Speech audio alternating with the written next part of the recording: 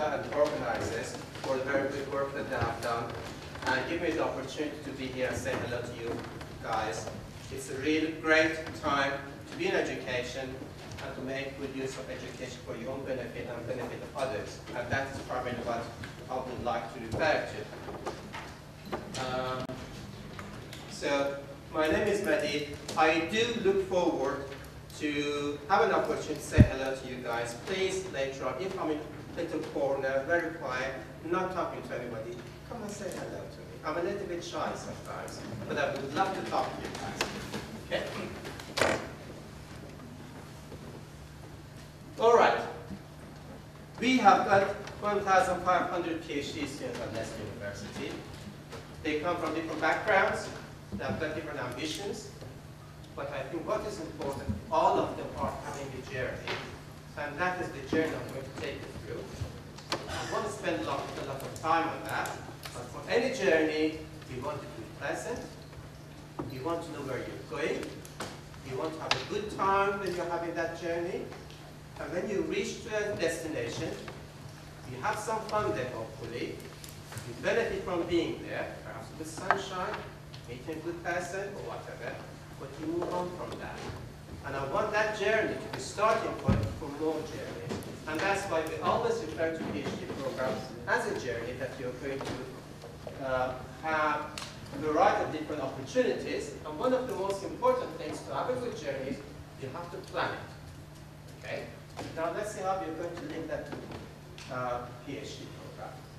You have to learn some skills to be able to plan your journey well. You have to know to communicate before the journey, during the journey, after the journey.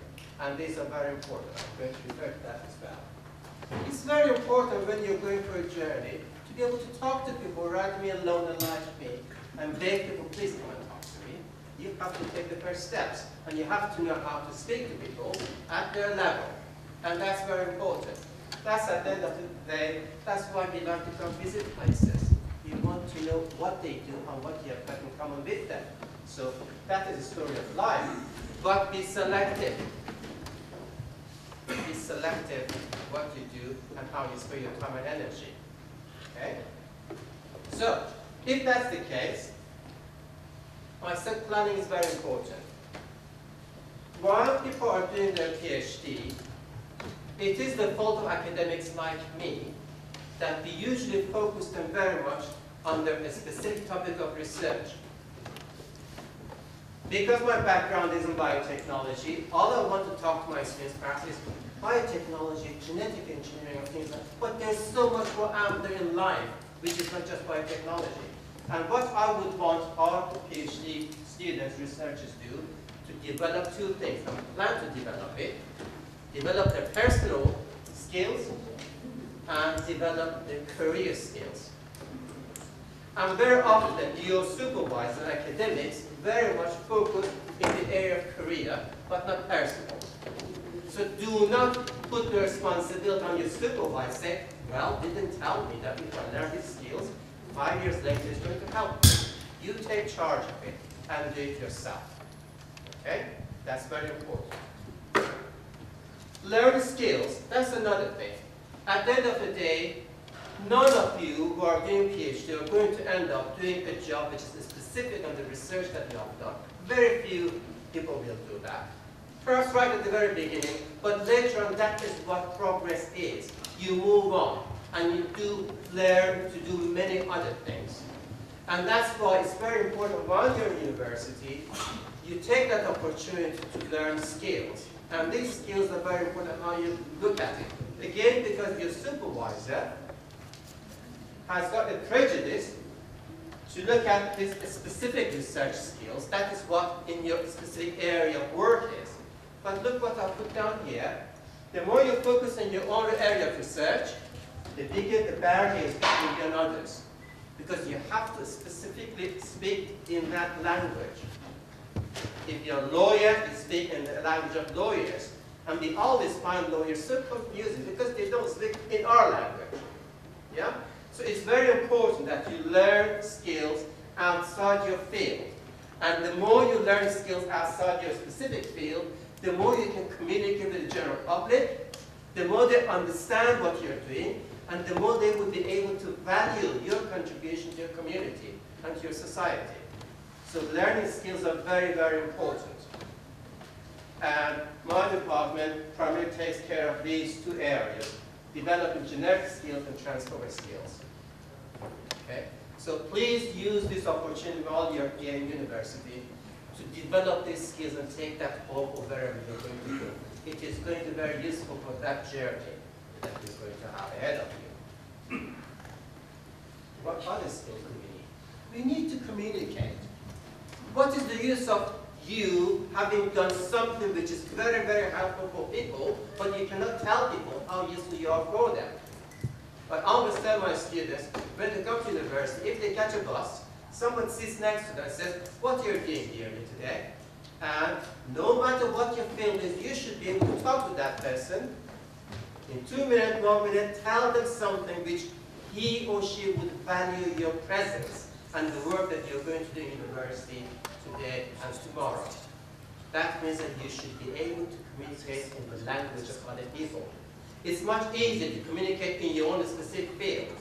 That's much, much easier. To talk to the general public is really, really demanding and difficult.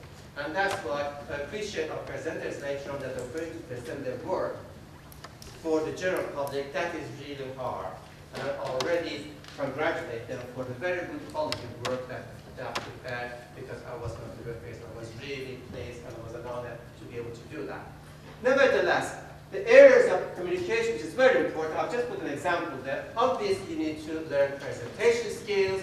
You need to learn to publish your work so people at large in the world can find out about you. You need to learn how to present your work as a seminar or presentation in general public, not scientists and specialists. These are very important, and you never ever finish them. Always it is a learning process. Always it's going to get better and better if you practice. And please use that opportunity while you're in university to do so, and go to conferences, go to exhibitions, do talk to other people. And when you talk, what you're doing, they're actually listening to you and they're assessing you. Because that is where you're opening up yourself to the general public to judge your work and quality of your work and listen to them what they say. Quite often the question that they ask most likely will come in one form or another in your Bible. So do take note of what people talk about your research. That's very helpful. Network. This is the opportunity you're here. Quite a lot of you guys are from Turkish background, quite a lot of you are not, but this is a good opportunity to networking. Find out what other people are doing. Most of my really good, useful contacts are friends that I've made 20, 10, 15 years ago.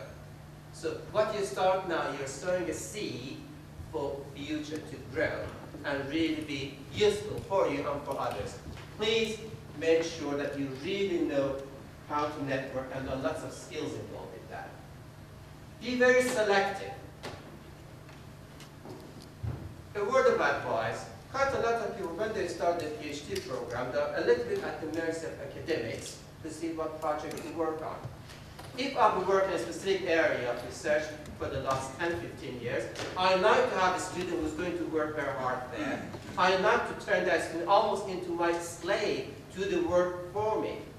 But do notice, the work that you're going to do, is it going to have some benefit to you? Is it going to fit into your future? Is it going to help the society and community that you're going to be with them? And there is nothing worse than, often we have people, especially from the developing world, they come here, they study something so advanced that they cannot take it back home. And by doing that later on, they really have not helped their career. Because you go back home, nobody can provide those opportunities for you, and you're not able to work at a lower level either. So you become a very frustrated person who has not been able to utilize the time that you put into your PhD work. So please get the balance right, and nobody is a good judge of that except you yourself, because you know your background and where you're going to go. Having said all that, if I look at this graph here, words and what I said, is only 7% of the communication. So, this again is a point I specifically point out when we have got a lot of international students we're talking to, and we have a lot of universities, the same as every other university. Because often they think that the language is going to prevent them from advancing themselves. No, you need to improve your language as much as possible, that's great. But be aware, I said practice is very important, because your body language, your voice, makes a lot more effect than actually what you're going to say. And it is important you get a very good, happy mixture of all these skills so that you become a good communicator for the work that you have done, so that you value your work, you can present the services that you have got for the community and society, and society knows that and they will support you. Thank you very much. That is where primarily I'm going to finish. However, one last thing I'm going to say, please make sure when you do your PhD, you fall into that style of a student PhD. That doesn't carry on for the rest of your life. You have to have a good balanced life. To have a good balanced life, you're going to be a good father, good mother, good friend, good citizen. And to do that, you need to have a good balance between these three areas. That is why the time that you spend in university, the skills that you learn, networking that you do, is going to make a major contribution to that. So please make use of that. There are lots of opportunities for training and learning. And please do so. That's my attempt to say, I am trying to network and communicate with our Turkish friends. So I would say, teşekkür ederim. Is that all right?